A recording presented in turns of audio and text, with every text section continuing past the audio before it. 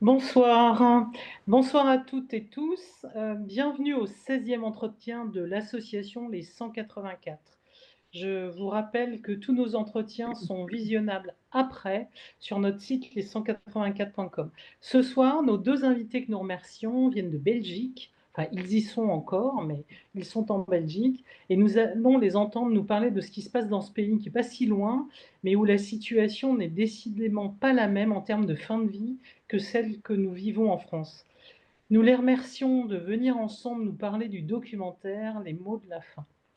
Agnès Lejeune, vous êtes scénariste et réalisatrice. On Oui, vous doit des documentaires comme Au bonheur des dames, de oui, 2018 sur les aides ménagères, et surtout pour Les mots de la fin 2021, qui filment des entretiens à la consultation fin de vie dans un hôpital belge. Et ce médecin qui est titulaire de cette consultation, c'est vous, François Damas. Vous êtes médecin hospitalier à la retraite, ex-chef de service de réanimation, ex-président du comité d'éthique de votre hôpital, ex-membre de la commission de contrôle et d'évaluation de l'euthanasie. Vous êtes également l'auteur d'un ouvrage sur l'euthanasie paru en 2023 et vous avez reçu le prix de la revue Prescrire pour votre livre publié en 2015, si j'ai 2013. bien compris, 2016. 2013, Alors, 2013. 13, ok. Oui. Alors, comme à nos habitudes pour ces entretiens, la parole est d'abord à nos invités qui vont, pendant une petite trentaine de minutes, nous présenter la jeunesse de ce documentaire, le contexte belge et ce qu'ils ont envie d'aborder.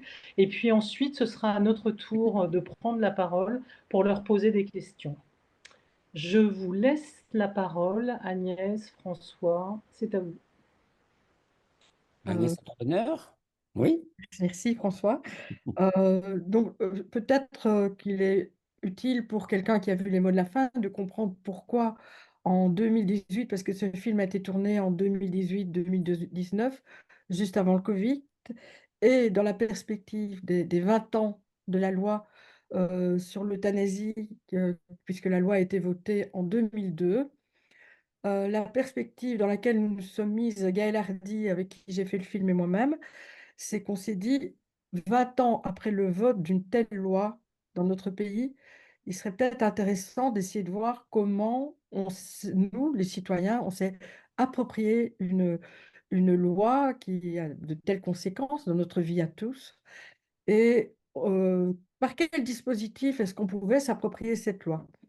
Et j'avais eu l'occasion de rencontrer François Damas 20 ans plus tôt dans le cadre de mon travail à la télévision publique belge, à la RTBF, où j'avais l'occasion de faire déjà des sujets sur la fin de vie. Et à l'époque, c'était juste avant la loi. C'était un sujet sur une fin de vie qui ne s'était pas particulièrement bien passée et où des médecins avaient fini par être inculpés par le parquet pour... François, c'était quoi exactement l'inculpation? C'était Ah, c'était meurtre avec préméditation, hein, avec bien préméditation. sûr. Oui, Bien sûr. voilà. Oui, Puisque c'était une fin de vie qui avait été un petit peu faite un peu de manière à la hussarde, comme on peut dire, en réanimation, et qui avait été considérée comme un abus de pouvoir des docteurs vis-à-vis d'un malade qui n'en pouvait, qui n'en pouvait rien et qui n'en pouvait mais, comme on dit.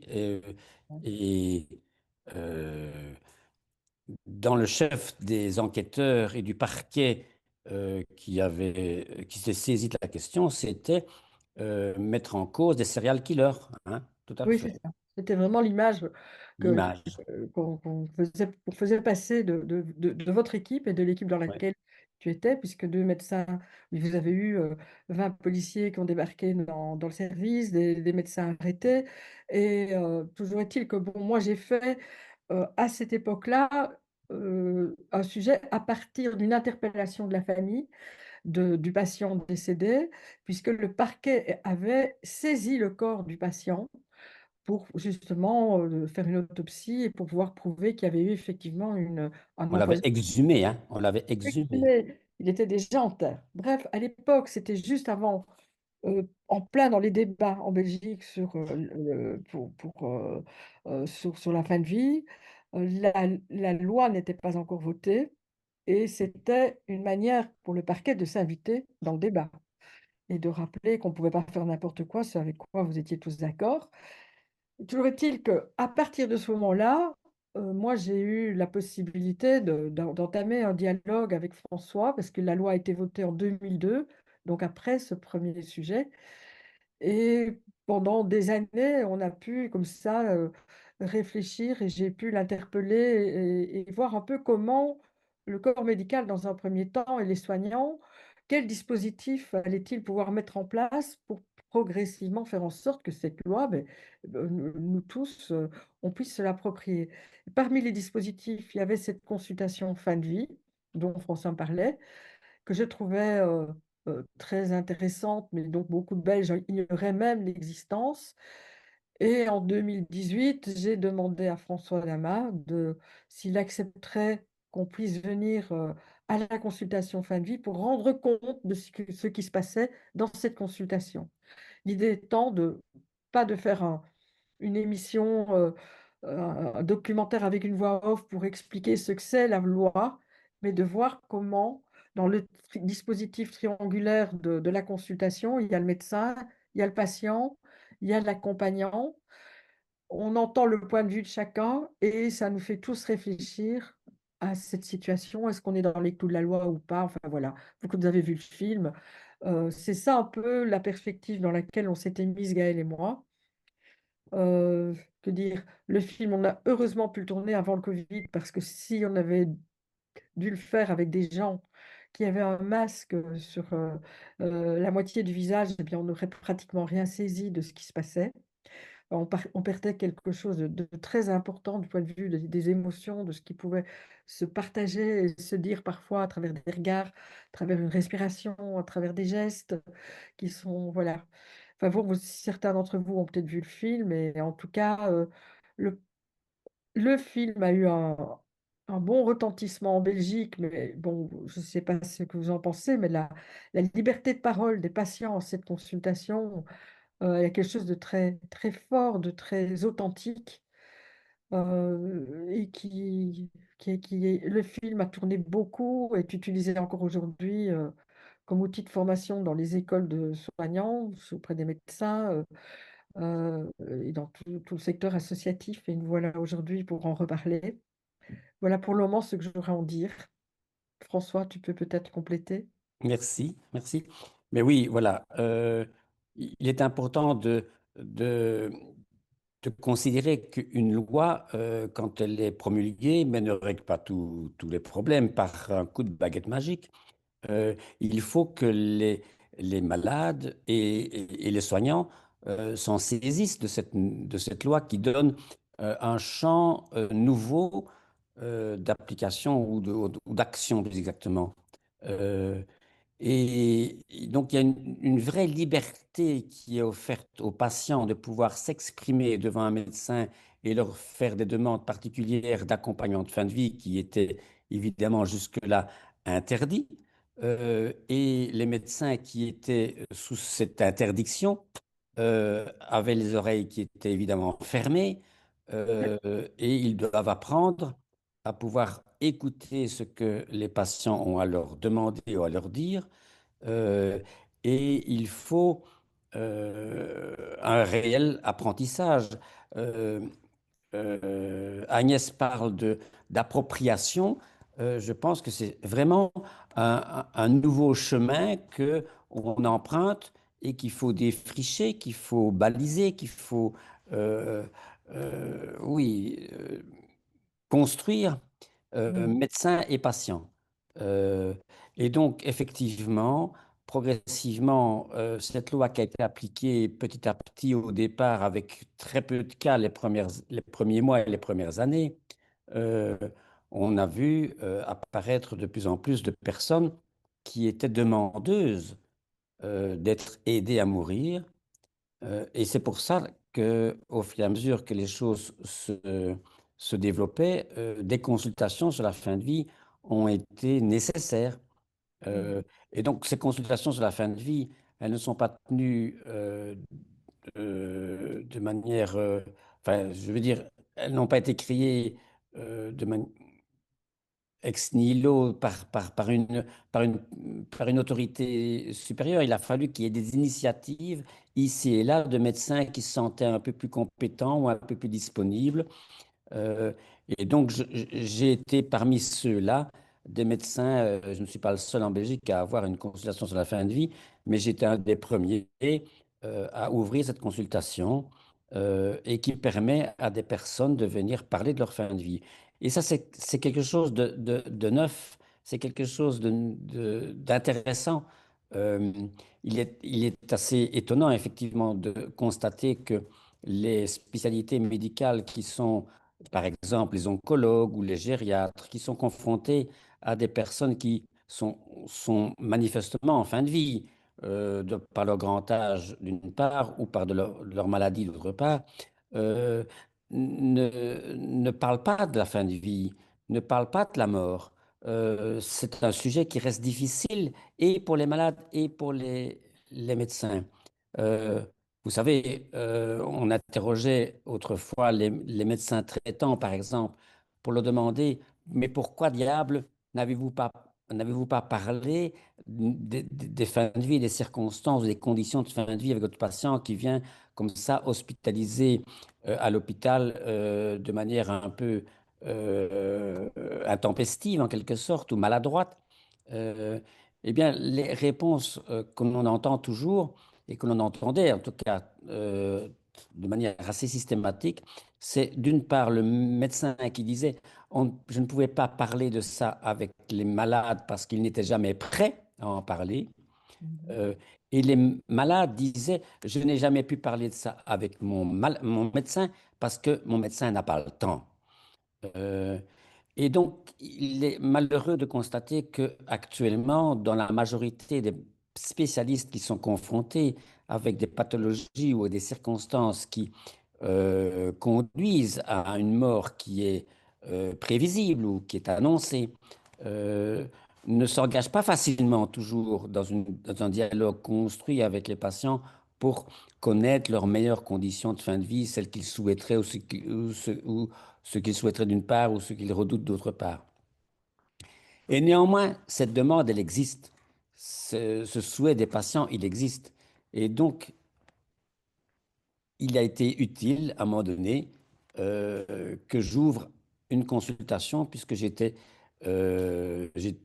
appelé à gauche et à droite, puisque j'étais connu pour mettre un petit peu à l'occasion de ce qu'a rappelé Agnès, à l'occasion de l'arrestation de mes deux collègues dans mon service, j'ai eu l'occasion de m'exprimer non seulement dans les instances hospitalières, mais devant mes collègues dans les réunions médicales et aussi dans les médias pour défendre, pour finir, ce que la loi était en gestation, était en train de proposer.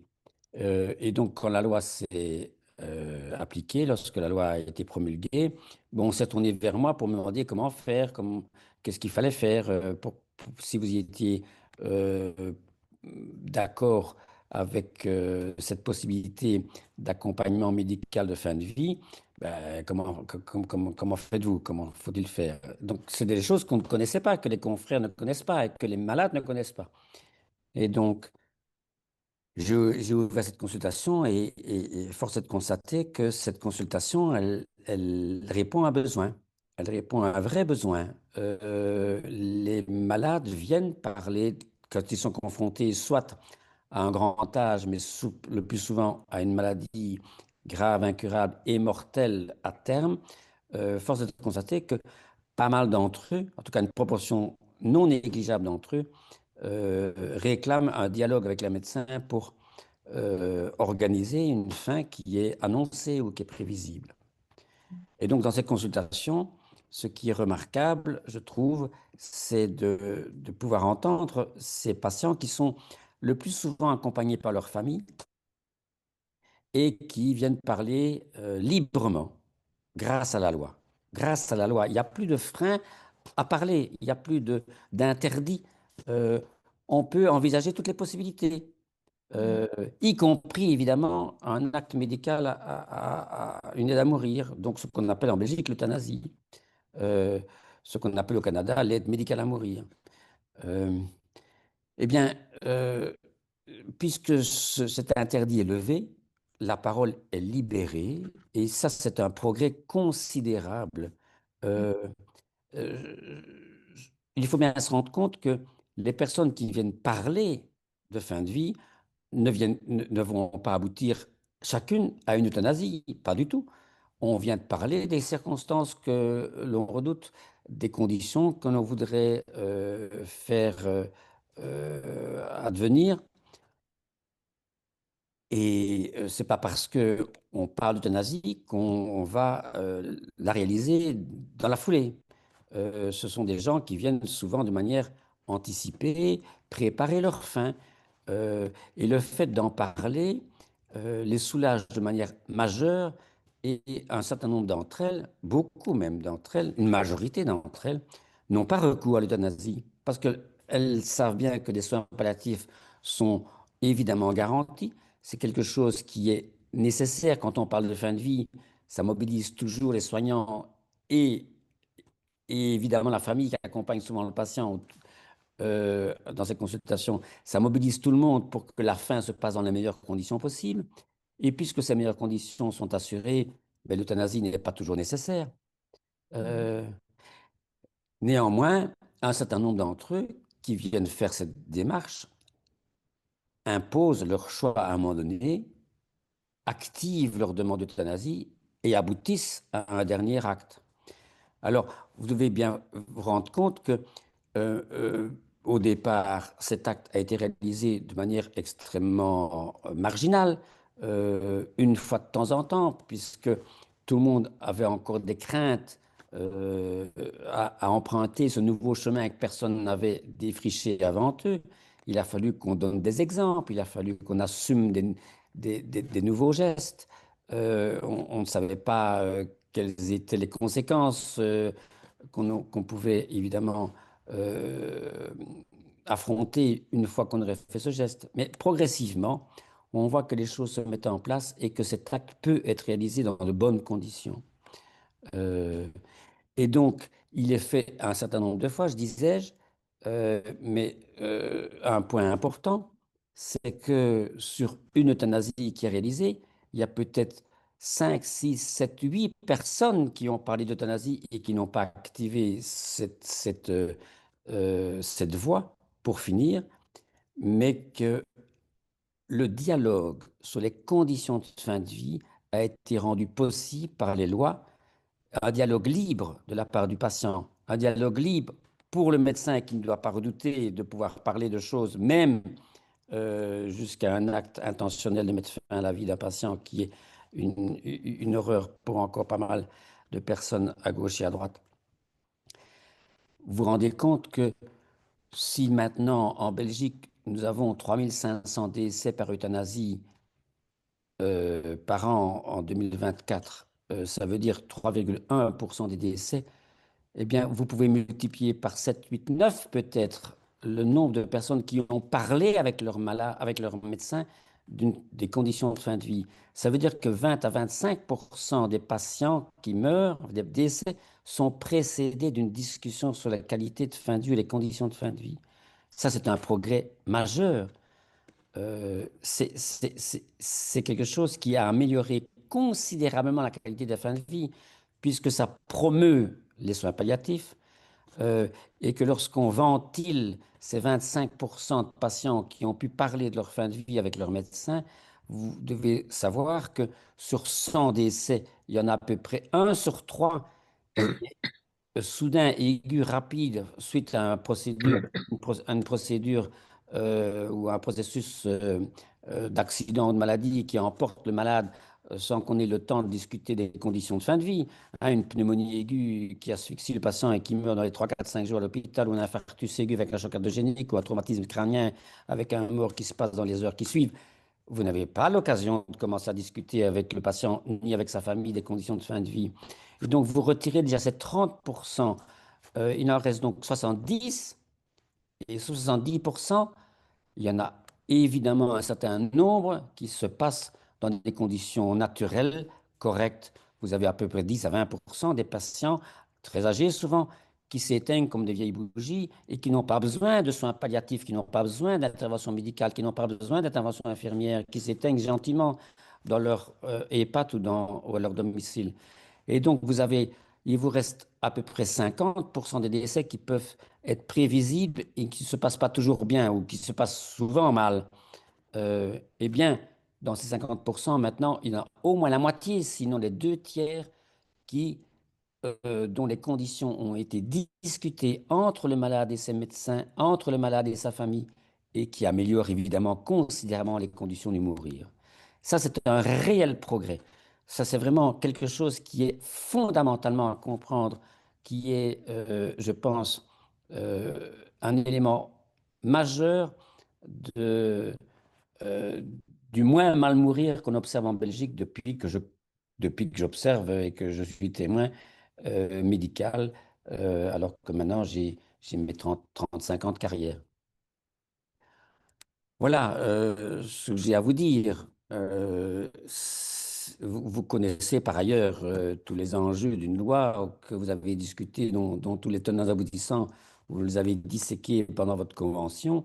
Je ne vais pas revenir là-dessus, mais j'insiste bel et bien sur le fait que une loi n'est pas seulement l'autorisation de pratiquer un geste particulier, ça ouvre considérablement le champ de la parole et du dialogue entre les malades et les médecins, et entre les malades et leurs familles. Voilà ce que je voulais vous dire. Mhm.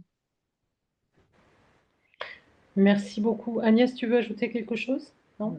Que dire, François l'a tellement décrit, mais c'est vrai que c'est une loi qui sort la mort du déni. J'ai trouvé très important que ce dialogue, elle sort la mort aussi du cercle privé. Et lorsque on est en fin de vie, il est peut-être important d'avoir la possibilité d'avoir ce dialogue avec les siens, mais avec un professionnel de la santé. Et cette triangulation, elle me paraît vraiment essentielle. Et un peu comme dans un jeu de domino, effectivement, quand les familles ont l'occasion de confronter tout le monde n'est pas forcément d'accord dans une famille. Il y a des attachements, il faut du temps, il faut prendre le temps de se quitter. Et donc, ces dialogues mettent euh, comment dire, permettent à tout le monde de trouver sa place et que le rythme de chacun soit respecté. Et j'ai le sentiment, aujourd'hui en Belgique, puis quand même 3500 personnes par an, ça fait derrière elles des familles, des voisins, des amis. Et cette loi nous a mis un peu tous au travail d'une certaine manière. Et dans le sens tout à fait positif, hein, et que progressivement, cette appropriation, mais c'est aussi, me semble-t-il, qu'on peut sentir en quelque sorte un changement culturel dans le rapport à la fin de vie. Et donc, c'est sans fin, en fait. Mm. Les perspectives, elles sont énormes et moi, je les trouve passionnantes. Merci beaucoup. En attendant que mes collègues aient des questions, moi j'avais quelques questions et notamment sur la formation des médecins. Est-ce que le fait que la loi ait été mise en place maintenant depuis quelques dizaines d'années, maintenant, est-ce qu'il y a une formation spécifique aux gestes? Comment c'est ressenti par la communauté médicale? En France, vous avez dû suivre que c'était quand même assez compliqué et les quelques médecins ou infirmiers qui disent je suis OK pour y aller, c'est vraiment très timide. Comment ça se passe au niveau de la communauté médicale, les discussions et la formation? Alors, vous avez raison de dire que, et de pointer le fait que le corps médical particulièrement était très, très timoré dans une nouvelle loi qui allait modifier un peu leur manière d'agir. Euh, et donc, avant que la loi ne soit promulguée, il y avait une majorité relative de médecins opposés. Je dis bien relative parce que ce n'était pas la majorité absolue. Euh, il y avait peut-être dans les sondages à peu près 30%, 30 à 40% d'opposés. Enfin, pas radical, mais affirmé, quoi. Euh, il y avait à peu près la même proportion de médecins qui étaient plutôt favorables, 30 à 40%, et le reste était un peu indécis. Euh, Depuis que la loi est maintenant promulguée, le, la- le pourcentage a basculé de manière assez rapide. Quand la loi a été appliquée, la majorité des médecins qui étaient opposés se sont rendus compte que c'était quelque chose qui était en fait parfaitement contrôlé, parfaitement acceptable. Et il est resté une minorité d'opposants déclarés. Je pense qu'on pourrait la mesurer à 5 à 10% maintenant. Mais très vite, cette proportion s'est réduite à cette quantité-là et qui demeure, 5 à 10% de médecins qui sont vraiment opposés. Euh, il reste que la grosse majorité des autres sont favorables à la loi et l'application. Néanmoins, quand vous posez la question au médecin, êtes-vous prêt à faire vous-même l'acte? Alors là, c'est tout de suite beaucoup, beaucoup, beaucoup moins. Vous n'avez plus que 5 à 10, peut-être 15% de médecins qui disent, ah, ben, je serais capable de le faire. C'est beaucoup, beaucoup moins. Mais vous devez bien vous rendre compte qu'un médecin n'est pas égal à un autre médecin. C'est pas parce qu'on a le diplôme de docteur en médecine qu'on est face au problème de la mort et à la gestion de la mort égal à son confrère. Euh, Vous avez les médecins généralistes qui sont confrontés à un, 2, 3, 4 décès par an dans leur clientèle. Euh, Vous avez toute une série de spécialistes qui ne sont jamais confrontés à la mort, jamais. Un ophtalmologue, un dermatologue, un radiologue n'est pas confronté à la mort. Et il ne faut pas il ne faut pas encore compter tous les médecins qui travaillent dans les services administratifs et qui sont membres du Conseil de l'ordre, hein, qui n'en voient jamais aucun, hein, on peut le dire. Euh, et donc, qui sont confrontés à la mort? Qui sont les médecins confrontés à la mort? Ben, ce sont les urgentistes, les intensivistes, d'abord, et puis ensuite les oncologues, et puis ensuite les gériatres. Mais bien après, on sait qu'on meurt majoritairement à l'hôpital, et à l'hôpital, dans quel service meurt-on? En réanimation, soins intensifs ou au service des urgences. Euh, alors, quand on s'intéresse et qu'on doit poser la question de savoir quelles sont les conditions du bien mourir qu'il faudrait peut-être promouvoir, qui sont les médecins qui devraient être interrogés, ce sont les intensivistes, comme on dit en Belgique, les réanimateurs en France, et les urgentistes, qu'on n'interroge jamais. Vous interrogez les palliativistes, comme si c'était eux les seuls capables de dire ce qu'était une bonne mort. Or, ceux-ci s'occupent très bien d'ailleurs. Je vais pas les critiquer. Ils s'occupent très bien, mais d'une petite proportion de fin de vie. Et ils n'ont pas la totalité de l'expérience d'une fin de vie qu'ont pu accumuler d'autres spécialistes. Et ce n'est pas un hasard que je sois un réanimateur, en fait. J'ai travaillé en réanimation pendant 30 ans. Pendant 30 ans, j'étais confronté à la mort quotidiennement. Il y avait quelqu'un qui mourait quasi tous les jours dans mon service. J'avais 3500 admissions par an dans mon service. J'ai 350 décès par an. 10%, c'est pas énorme pour un service de réanimation, 10% de décès. Un par jour quasi. Il n'y a pas de service de soins palliatifs où il y a un par jour, hein. Ça n'existe pas. Euh, et donc, ce qui est particulier dans les services de réanimation, c'est que ce sont des morts qui se passent dans des conditions dramatiques, dans des conditions où l'émotion est intense, aiguë, euh, et où il faut pouvoir être, sur un plan professionnel, capable de gérer, si puis dire ce mot-là, les familles qui sont dans des situations auxquelles elles n'ont pas été préparées. Bien, l'autre caractéristique des soins intensifs ou des services de réanimation, c'est que la majorité des décès se déroulent après une discussion avec la famille d'un arrêt de traitement. Et ça nous donne l'occasion de nous confronter avec la volonté du patient qui est relayée par sa famille et avec des dialogues qui sont euh, sur le plan de la relation médecin-malade, euh, qui repositionne le point de vue du malade par rapport au médecin qui était considéré comme tout puissant auparavant. Euh, et donc ça, c'est quelque chose c'est une tâche euh, qui nous a fait évoluer. En réanimation, ces services ne sont pas vieux, hein. Vous devez vous rendre compte qu'ils n'existent que depuis les années 70, qui sont généralisés dans les années 70 et 80 du siècle passé.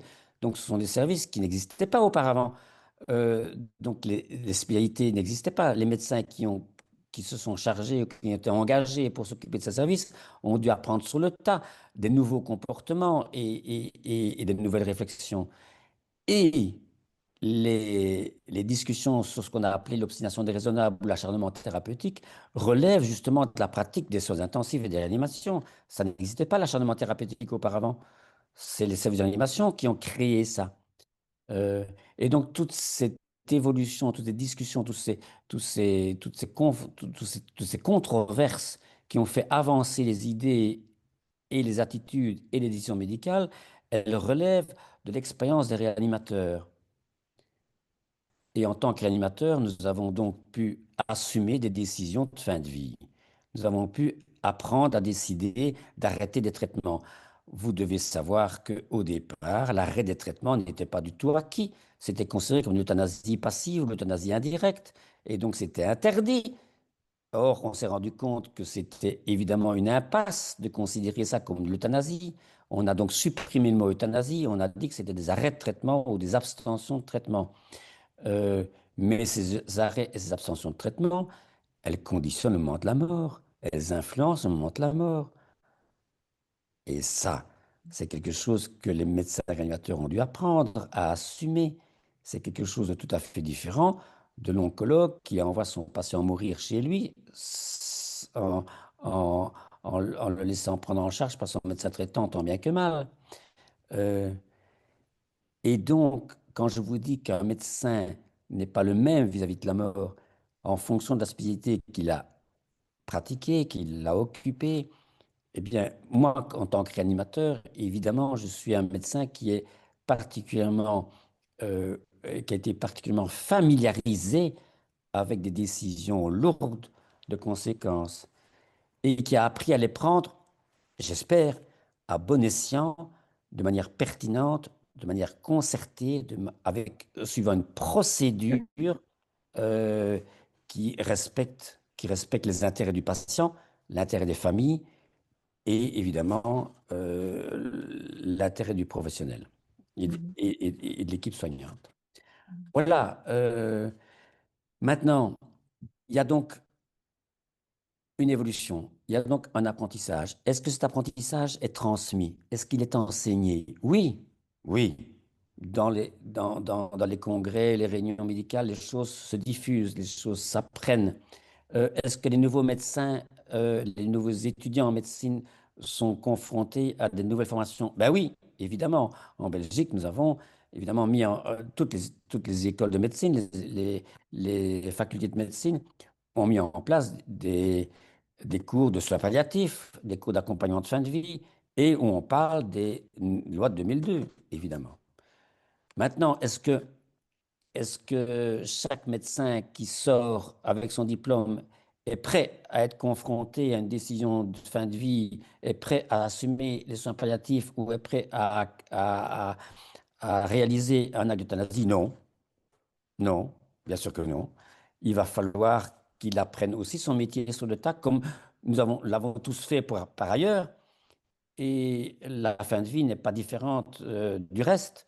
Nous apprenons progressivement et par osmose d'une part et par formation continue euh, et à différents endroits et à différents moments, vous avez des réunions, des symposiums, des congrès médicaux qui transmettent ce genre d'informations dans lesquelles on peut débattre, dans lesquelles on peut poser des questions, dans lesquelles on peut rencontrer des confrères. Et ça se fait de manière systématique et continue, comme dans tous les autres domaines de la médecine. Comme dans tous les autres domaines de la médecine. La médecine, vous savez, elle change tout le temps. J'aime bien de dire aux profanes que vous êtes que lorsque j'ai commencé l'anesthésie, ça dure 4 ans dans la formation. Quand j'ai fait ma formation, ça durait 4 ans ou 5, je ne sais plus d'ailleurs, quelle affaire. Euh, je crois que c'est 5 ans. Eh bien, j'ai commencé à apprendre l'anesthésie. 5 ans après, c'était plus les mêmes matériels, c'était plus les mêmes médicaments, c'était plus les mêmes protocoles, c'était fini, ça changé, tout était changé. En 5 ans, tout était changé. Eh bien, vous imaginez, 20 ans plus tard, ça a tout changé, dans 30 ans. Si on me remettait maintenant en salle d'opération, je serais perdu. Je ne serais plus capable de faire quoi que ce soit. C'est plus les mêmes médicaments, c'est plus les mêmes appareils, c'est plus les mêmes, enfin, c'est plus les mêmes monitoring. Je serais perdu. Donc, un médecin, il apprend tout le temps, tous les jours de sa vie de professionnel. Alors, est-ce qu'il y a une formation? Ben oui. Et la formation en soins intensifs, en fin de vie, ben c'est le cas, c'est la même chose. Quand un médecin s'intéresse à un domaine de la médecine, eh bien, il apprend. Il a appris à apprendre. Il sait qu'il doit apprendre et continuer à apprendre. Est-ce que je peux ajouter un petit quelque chose? Oui, Oui.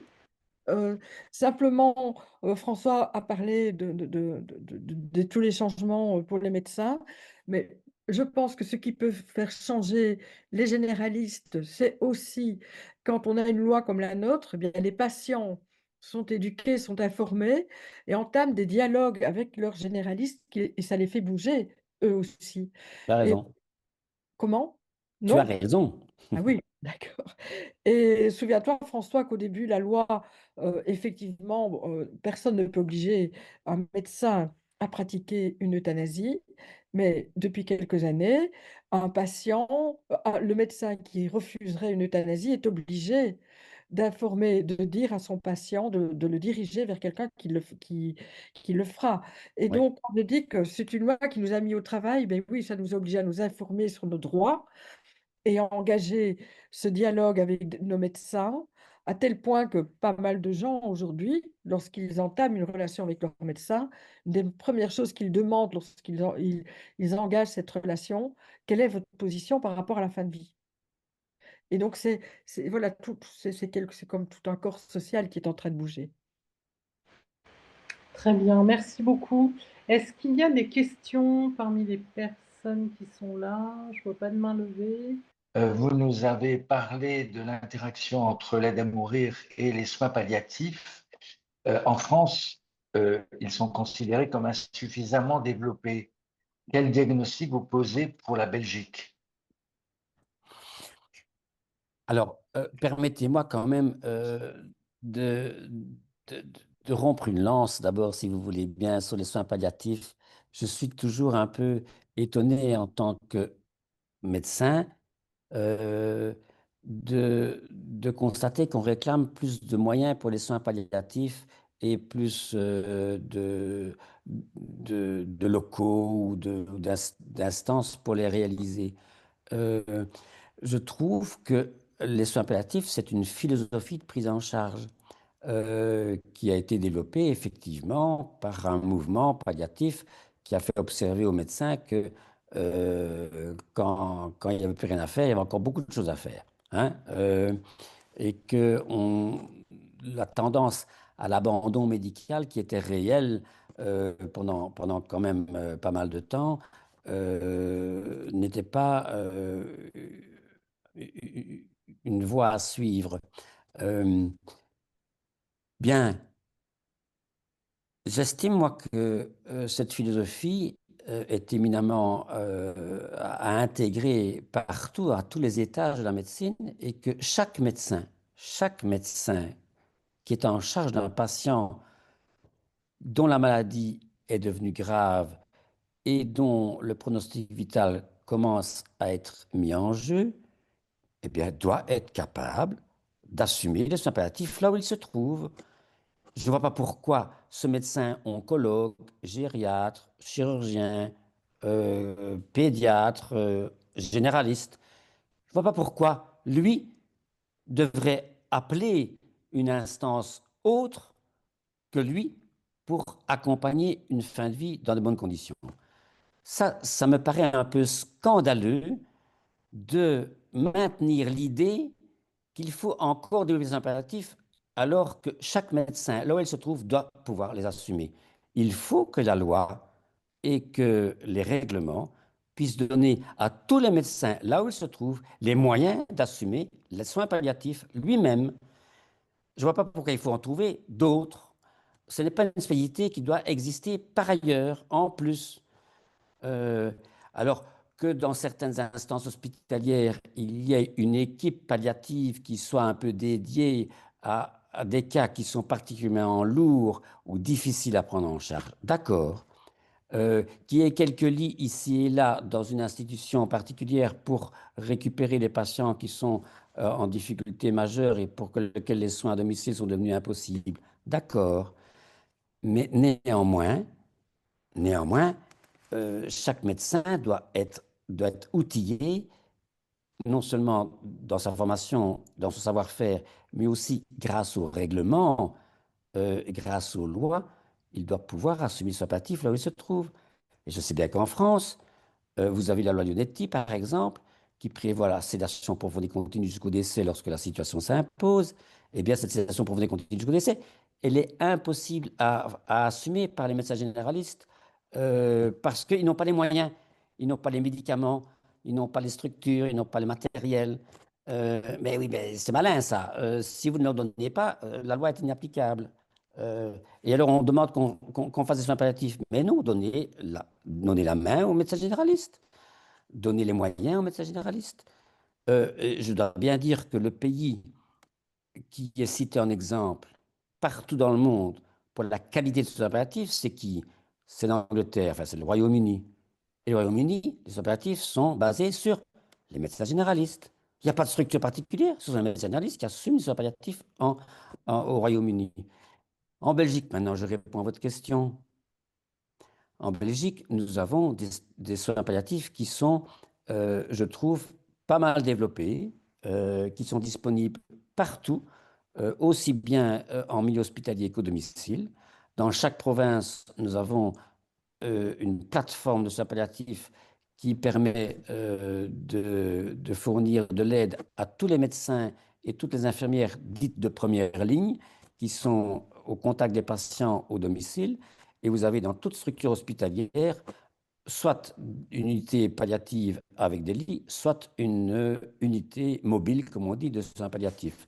Ça existe. Il n'y a pas un hôpital en Belgique où il n'y a pas de structure palliative, puisqu'il n'y aurait pas d'agrément de reconnaissance. Pour avoir un agrément et avoir le financement de notre gouvernement, il faut avoir une structure palliative dans tous les hôpitaux belges. Sinon, ils ne sont pas financés. Et dans toutes les provinces, il y a une structure, une plateforme, comme on dit, palliative. Donc, le pays est parfaitement quadrillé et il n'y a pas de zone de non prise en charge.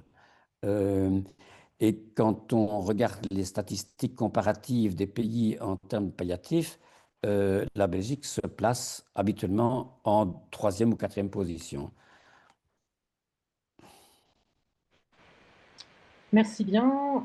Agnès? Oui, merci pour tous ce que vous dites. Moi, je voulais peut-être aller sur l'aspect écoute, discussion avec les malades, parce que c'est quand même une chose assez, enfin, ça fait partie, c'est vraiment le film, le fond du film.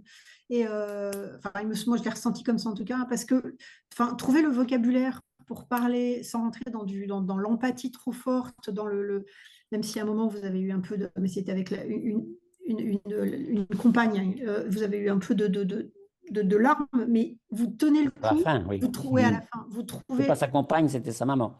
sa maman. Ah oui, oui, c'est vrai, c'est une jeune femme de 24 ans. Vous trouvez les mots, vous restez, vous êtes dans une relation adulte-adulte, si je puis dire, avec le malade, et voilà, et trouver les mots et avoir cette posture sur un sujet aussi difficile. L'un est en train de vous dire je veux mourir et vous êtes en train de dire bon, je regarde si ça colle avec la loi et voilà, je vous entends et il faut vous préparer, etc. Je trouve que c'était, je fais court, hein, mais c'était vraiment quelque chose de très beau et de très intéressant. Vraiment arriver à pouvoir parler comme ça aux gens. Alors évidemment, vous avez une grande expérience, etc. Donc ça aide, mais moi, ça m'a beaucoup frappé. Je me dis que c'est quand même un exercice super difficile, juste de parler, hein. Et juste une Oui, chose que je voulais vous dire, c'était ce que j'ai beaucoup aimé, c'est quand vous expliquez, quand on vous demande comment ça va se passer, et vous dites, ben, en fait, vous allez vous endormir et puis vous vous réveillerez plus. Et moi, je trouve que c'est hyper dédramatisant de dire ça. C'est, bah oui, vous allez vous endormir, quoi. Et puis, bon, bah, vous réveillerez plus, ok. Mais ça fait tellement moins peur de dire ça, parce que c'est vrai. dormir, on sait tout ce que Ouais. c'est, quoi. Donc, voilà, ce film m'a beaucoup touché aussi pour ça. Mais voyez-vous, euh, c'est vrai que je sais parler plus facilement que plusieurs de mes confrères sur la fin de vie et sur la mort. C'est vrai.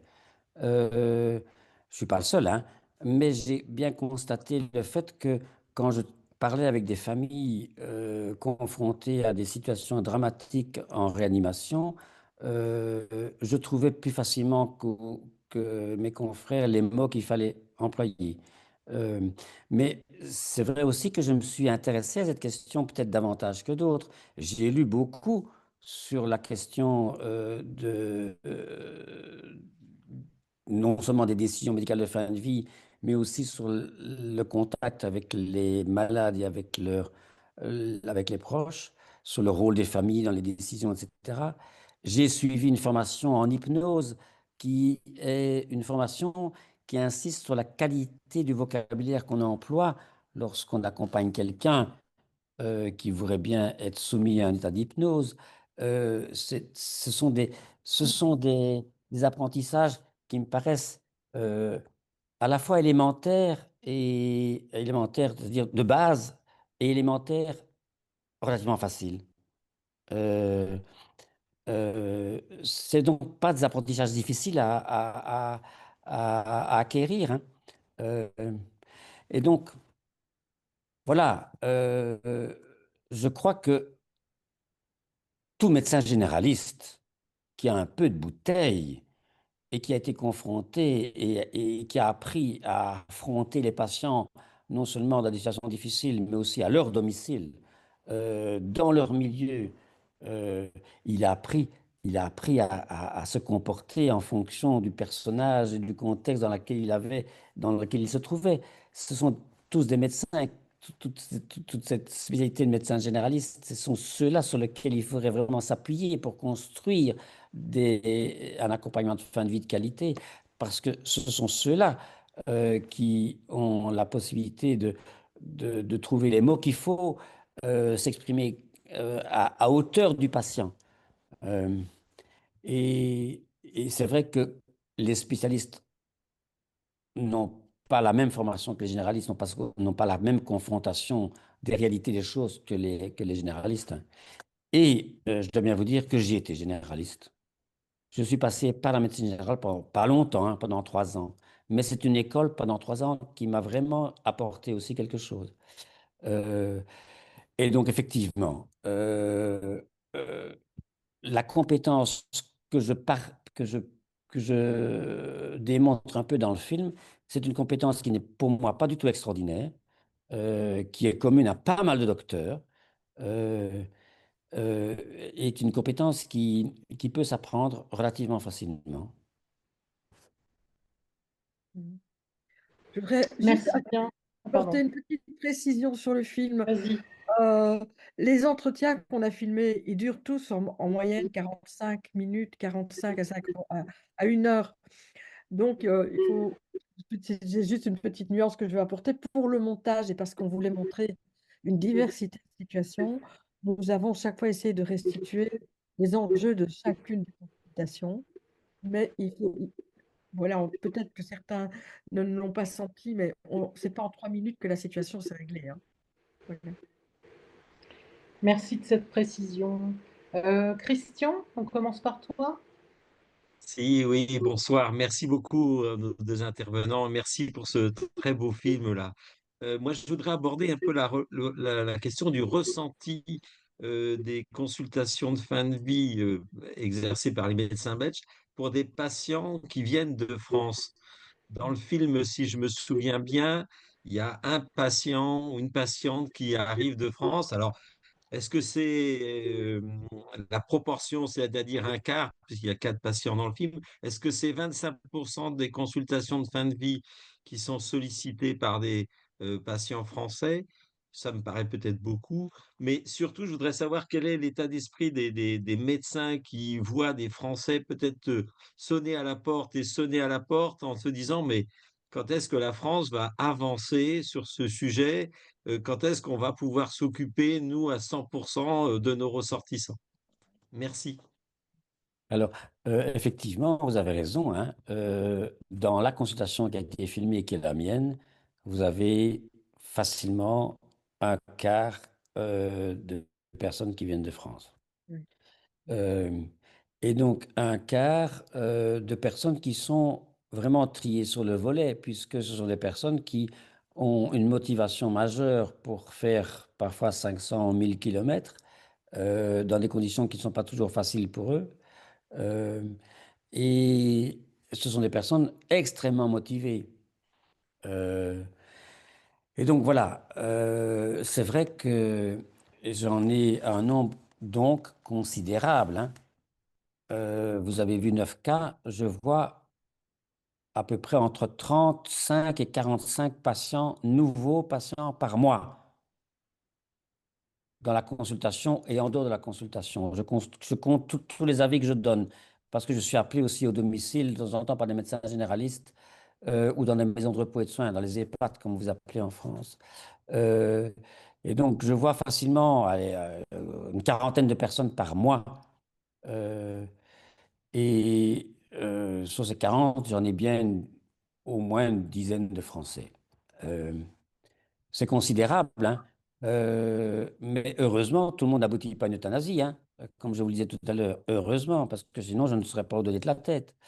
Euh, mais voilà, ce que j'espère effectivement, c'est qu'un jour, la France se dote d'une loi comme celle que la Belgique possède et que je puisse, je puisse me concentrer sur les patients belges et réduire mon activité, puisque vous savez que je fais cette consultation alors que je suis retraité et que maintenant j'ai dépassé 72 ans. Merci bien, Véronique. Tu as une question, une remarque? Alors voilà, ça se regroupe un petit peu avec la question de Christian. C'est quelle est la loi belge exactement sur justement l'ouverture de l'euthanasie pour les autres pays étrangers? Parce que nous, on voit bon nombre de Français, mais on est en France.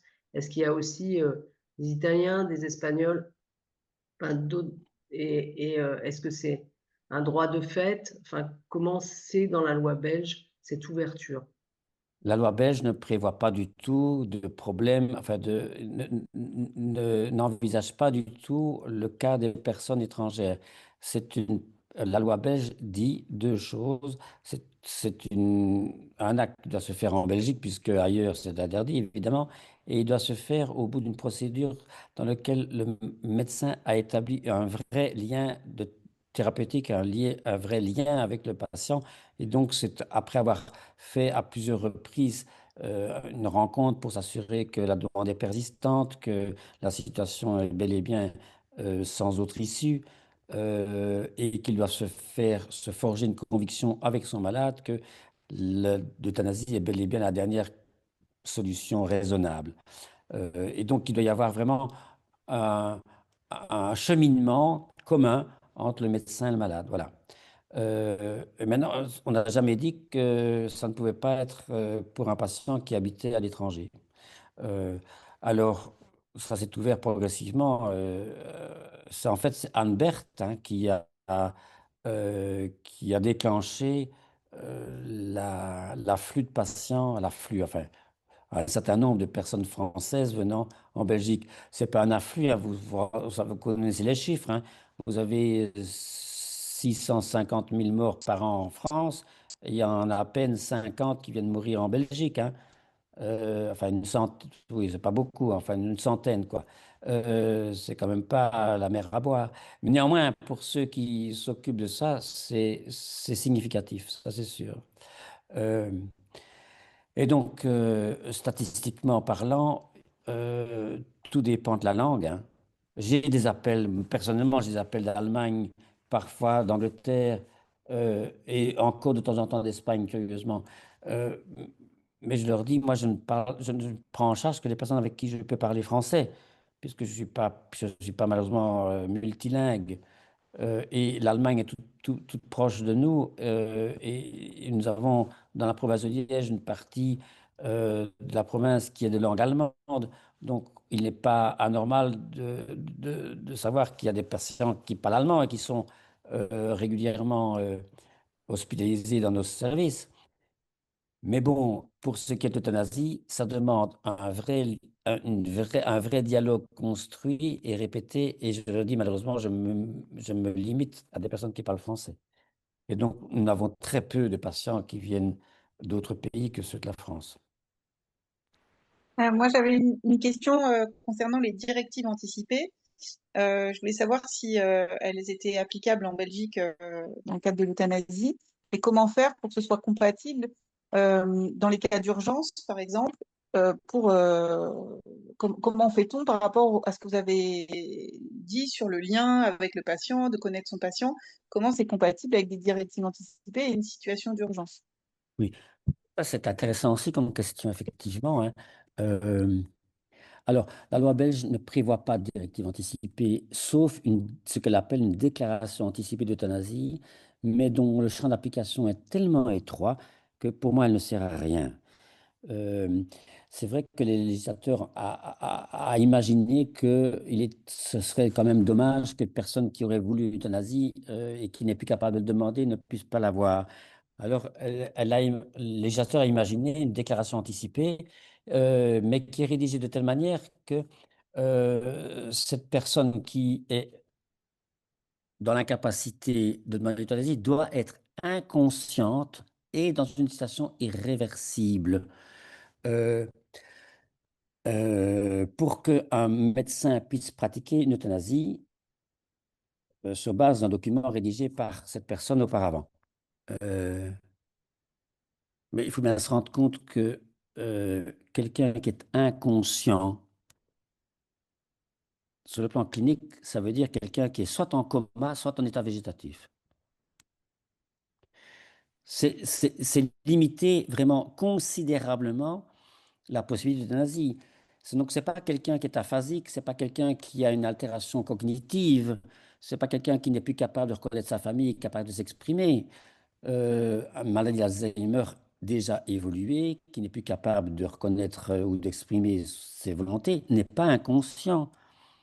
C'est un mot malheureux, euh, mais si on prend le terme au sens clinique, les médecins sont limités de manière vraiment majeure dans l'application de cette déclaration anticipée.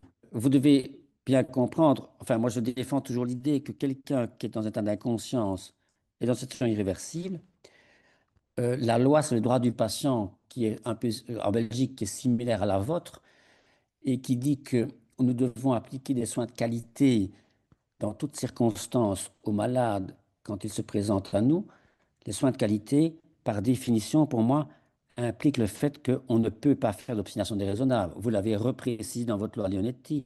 On ne peut pas faire d'obstination déraisonnable, on ne peut pas faire d'acharnement thérapeutique.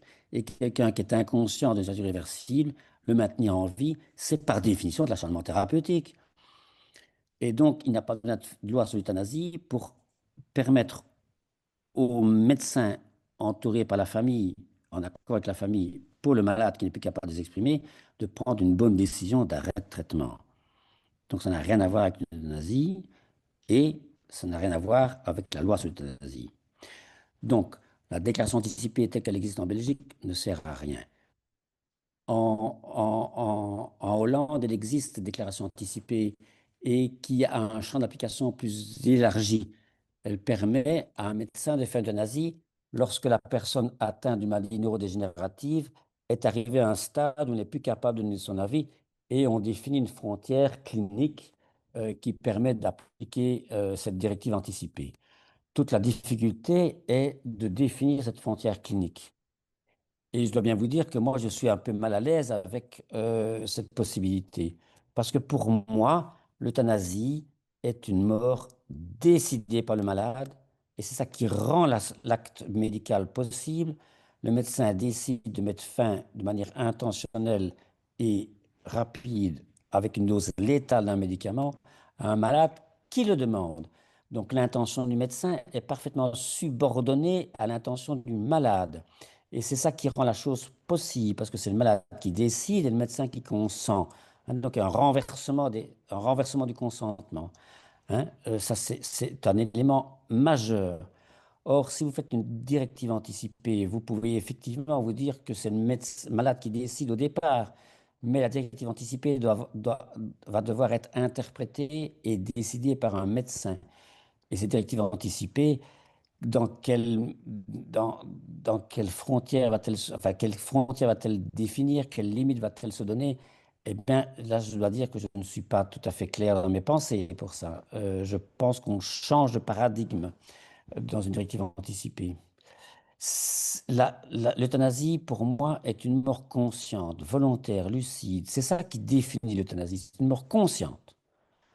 Or, une directive anticipée, elle impliquerait que cette euthanasie quitte le champ de la conscience du malade pour aller vers quelque chose vers quelqu'un qui ne l'est plus, qui n'est plus tout à fait maître de sa volonté ou de son expression en tout cas.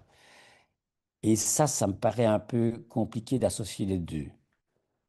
Pourtant, la loi sur le droit du patient nous permet en Belgique comme en France de décider des arrêts ou d'abstention de traitement. Et elle se base sur d'autres procédures. Elle s'entend dans d'autres contextes qu'une demande d'euthanasie. Et, et c'est ça que je crois que les Français ne comprennent pas toujours et sur quoi je veux peut-être insister devant vous, même si vous êtes malheureusement très peu nombreux. C'est encore une parole qui va tomber dans pas grand-chose, je le crains, mais l'intention de mort portée que le médecin doit assumer lorsqu'il décide d'accepter une demande d'euthanasie du patient. Il va donc lui administrer une dose létale à sa demande. Il doit donc assumer l'intention de mort puisqu'il sait que la dose létale est administrée par lui et que ça va provoquer la mort du patient. Cette intention, elle est subordonnée, comme je le disais, à l'intention du malade. C'est sûr. Mais ce n'est pas l'intention du médecin qui définit ce qu'est l'euthanasie. Pourquoi? Parce que dans les autres décisions médicales de fin de vie, comme l'abstention de traitement ou l'arrêt de traitement, cette intention, elle est déjà existante. Elle doit déjà être assumée. Alors l'exemple typique que vous connaissez bien tous en France, l'exemple de Lambert, son prénom, j'oublie son prénom, Vincent Lambert. Vincent Lambert, qui est ce patient en état végétatif pour lequel on décide d'un arrêt de traitement, c'est-à-dire un arrêt d'alimentation et de végétation artificielle, eh bien, le conduit à la mort. C'est une décision qui ne le fait pas simplement, qui ne le laisse pas simplement mourir, mais qui le fait mourir. Et donc, c'est une décision médicale pour laquelle le médecin doit assumer aussi une certaine intention de mort. Et la frontière, donc, elle n'est pas justement dans l'intention de mort qui est assumée dans les deux cas.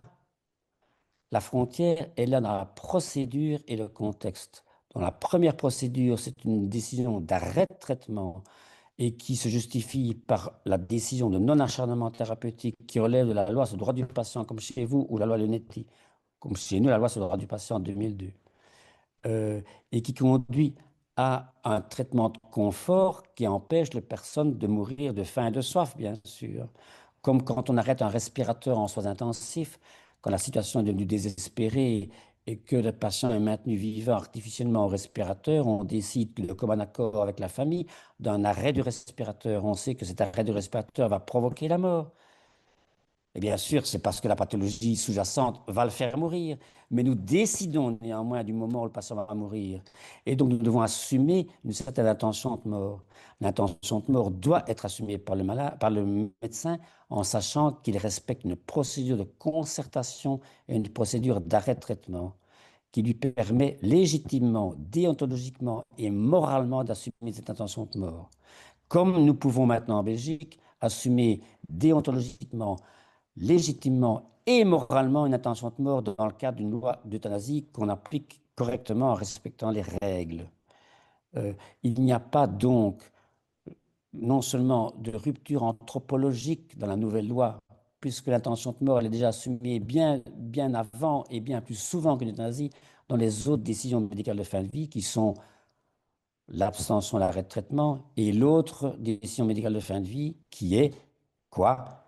Mais la décision de sédation terminale profonde et continue jusqu'au décès, comme la loi Leonetti le propose et le permet, lorsqu'on décide d'une sédation terminale, le médecin doit pouvoir administrer des médications à dose suffisante pour être sûr que le patient est inconscient de manière profonde et continue jusqu'au décès en respectant le prescrit légal.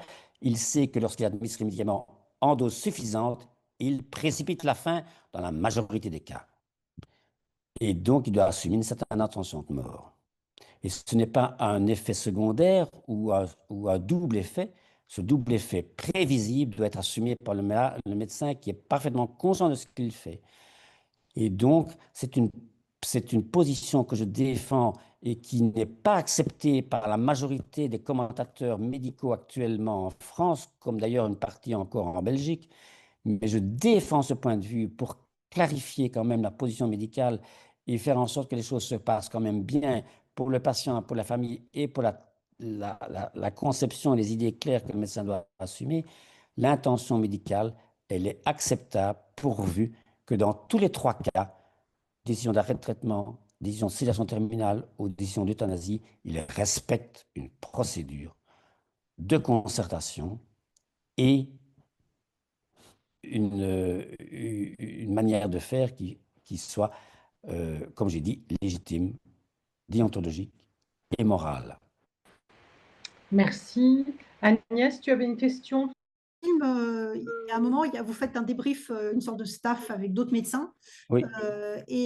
Donc, j'imagine que c'est, pour parler, c'est des débriefs d'une première question, c'est des débriefs post-décès ou c'est avant? Non. C'est plutôt. Ce sont des réunions de concertation sur les problèmes de fin de vie et d'euthanasie en particulier qui se passent avant ou après l'euthanasie. C'est vraiment, c'est pas systématique, hein. C'est comme les problèmes viennent, quoi. On discute des cas auxquels on est confronté ou des expériences qu'on a vécues. Et donc là, notamment, il y a le cas de la pneumologue qui refuse, qui donne un Oui, de avis rendre un avis. négatif. Ouais. Oui, Alors, je voulais oui. savoir, moi j'ai senti, vu la façon dont vous lui parliez, j'ai le senti que, parce que j'ai l'impression qu'elle n'est pas vraiment pro-euthanasie, si je puis dire. Mais la seconde chose que je voulais voir avec vous, c'était est-ce que vous tenez compte de son avis? Alors, dans ce cas-là, on a tenu compte de son avis, on n'a pas fait d'euthanasie d'une part, et d'autre part, Madame Bustin, c'est son nom, est une personne qui est une médecin exemplaire dans l'accompagnement des personnes qu'elle a. C'est une oncologue pneumologue, et donc elle fait très régulièrement de l'euthanasie elle-même. Et donc, elle n'a aucune barrière de principe vis-à-vis d'une possibilité d'euthanasie. Et donc, j'étais très contente qu'elle me dise, moi, je ne suis pas d'accord de rendre un avis positif. Et donc, moi, ça nous a fait tous réfléchir, effectivement. Alors, pour la petite histoire, cette personne n'a pas été euthanasiée. Elle est restée à peu près 1 an avec son médecin traitant, puis elle a voulu me recontacter et revenir à ma consultation 1 an plus tard pour réévaluer ou relancer la procédure sans doute. Et elle a annulé son rendez-vous la veille. Je ne l'ai donc plus jamais revue et j'ai appris par son médecin généraliste qu'elle avait fini par se suicider. Voilà, ce qui n'est pas une fin pour moi réussie. Ok, merci. Moi, j'avais une question. C'est peut-être une question plus pour toi, Agnès. C'est-à-dire que ce qui m'intéressait, c'est comment vous avez choisi les patients. Comment vous avez, est-ce qu'il y a eu des résistances parmi toutes les personnes que vous avez contactées, etc. Et puis la deuxième question, c'est ce film, il marche, si je puis dire, il tourne, on a vu dans plein de festivals, etc. Est-ce qu'il y a encore des, je sais pas, des liens avec les personnes qui sont bien sûr toujours vivante? Est-ce que vous en parlez, etc. À vrai dire, nous n'avons pas éliminé de patients que nous avons filmés. Donc, les patients qui sont dans le film, hormis une situation qui était très bien, mais d'une dame qui était venue à la consultation et qui n'en avait pas parlé à ses enfants. Donc, elle a accepté d'être filmée, mais elle a souhaité préserver bon, sa confidentialité. Donc, tous les patients filmés sont dans le film. On a estimé que c'était bien la moindre des choses. S'ils acceptaient la présence des caméras, c'est qu'ils étaient convaincus de l'enjeu, de partager ce moment avec nous et derrière nous avec les gens qui allaient les écouter, les voir. Et donc, c'était d'un point de vue éthique, on estimait qu'il fallait leur laisser une place à chacun. Nous n'avons pas eu énormément de temps de tournage et c'était très particulier comme condition de tournage puisque ces patients-là, on ne les connaissait pas, on n'a pas eu le temps de les rencontrer avant qu'ils arrivent à la consultation. Donc, on a pu obtenir leur accord uniquement parce que François, effectivement, a servi d'intermédiaire en disant il y aura une équipe qui sera présente à ma consultation tel jour. Ah, vous êtes tout à fait libre, bien sûr, de refuser et on se retirait.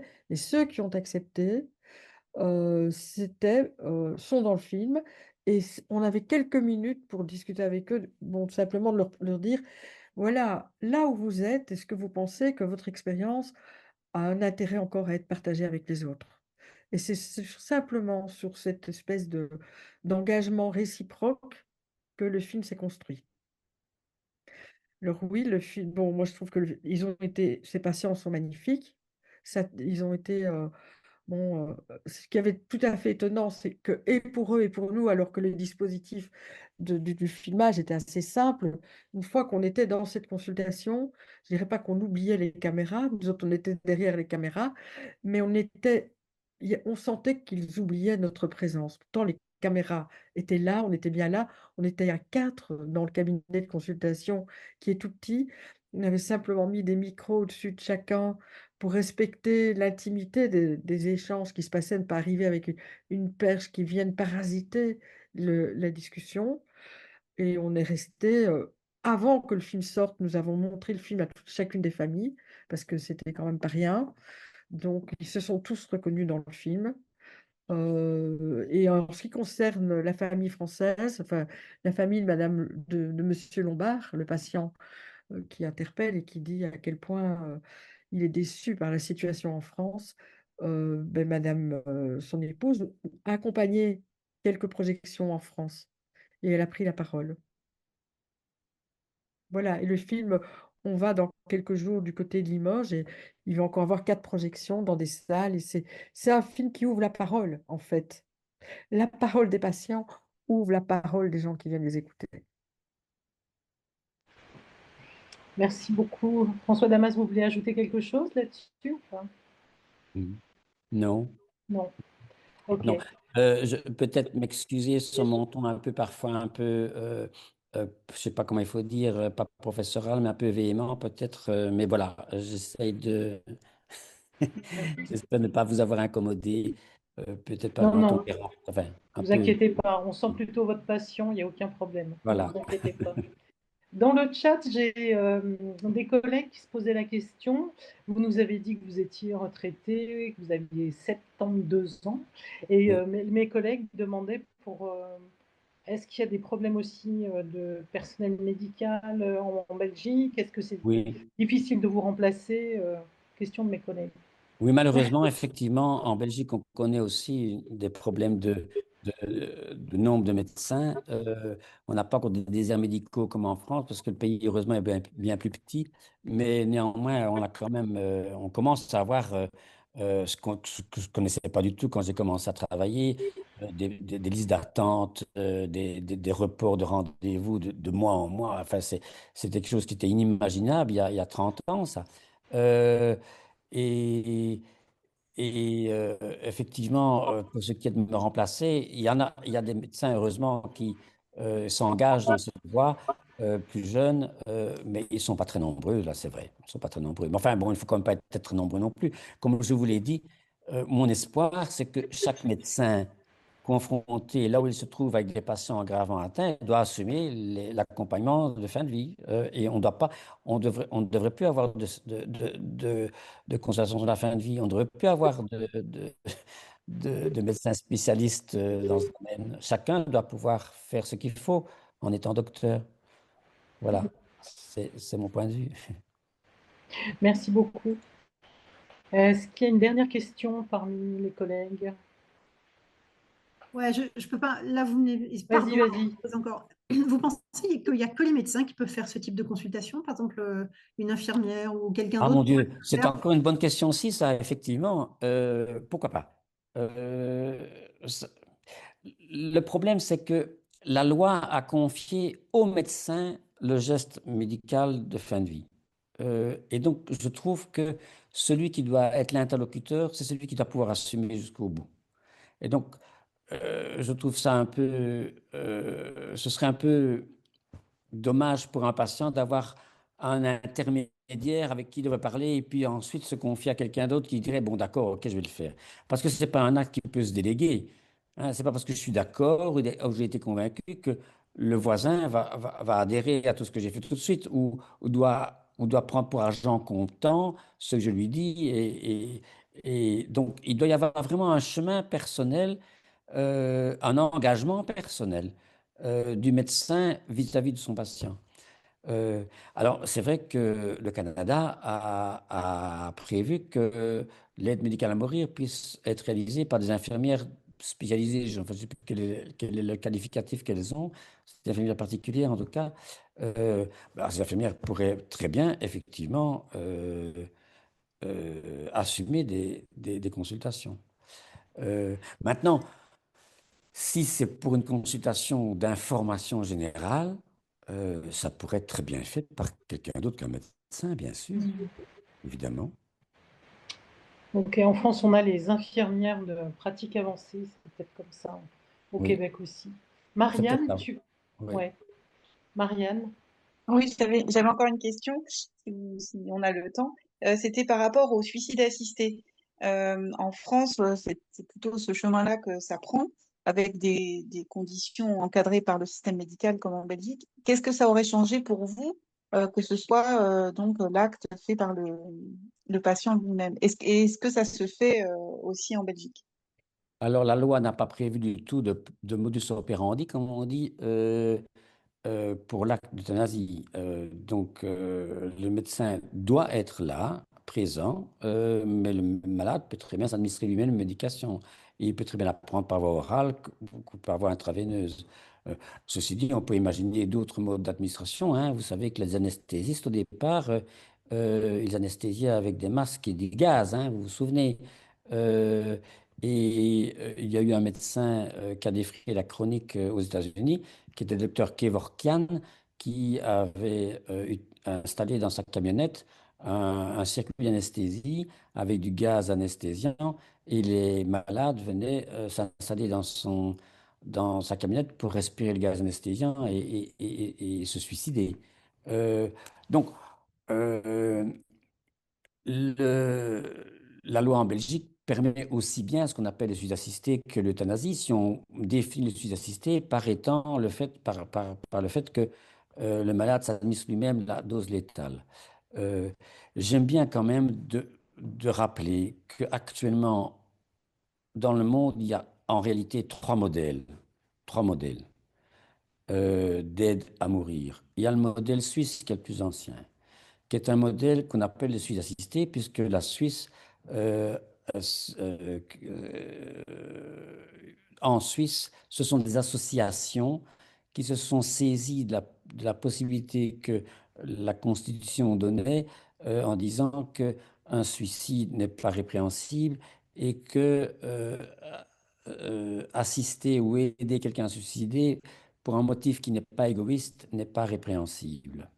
Et sous cette base-là, des associations se sont constituées pour accompagner des personnes graves malades pour les aider à mourir. Et ils ont appelé ça suicide assisté.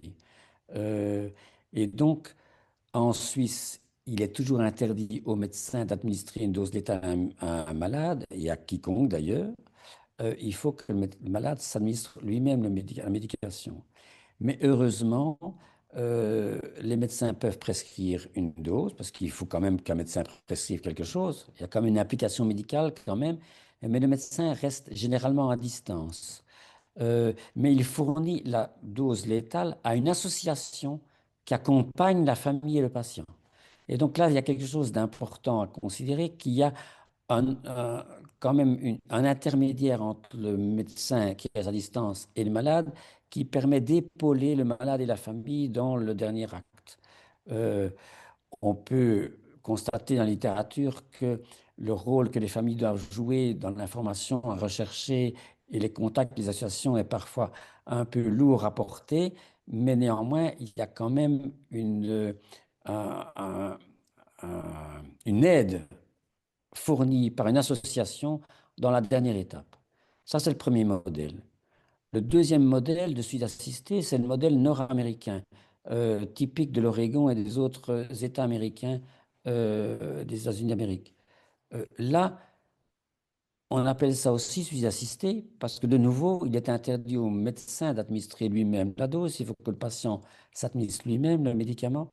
Mais ici, le médecin prescrit la médication et la fournit au malade dans la mesure où celui-ci a un pronostic vital de mort dans les 6 mois, vous le savez. Mais alors, le malade retourne au domicile avec cette prescription et avec cette solution. Habituellement, c'est une solution orale, euh, et il est laissé à lui-même.